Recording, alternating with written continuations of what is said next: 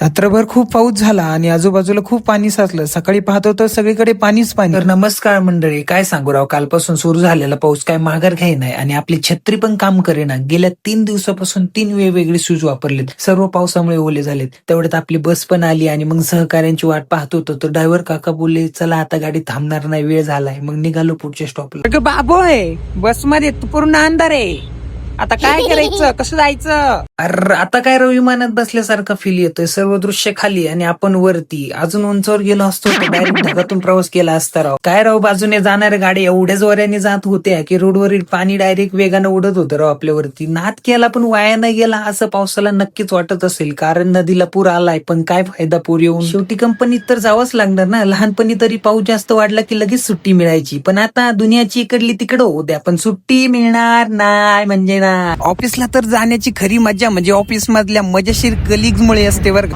तर मित्रांनो, आपण निघालोय आता आपल्या घरी जाण्यासाठी. तोपर्यंत तुम्ही आपले ब्लॉग पूर्ण बघून घ्या, लाईक करा, शेअर करा आणि सबस्क्राईब करा.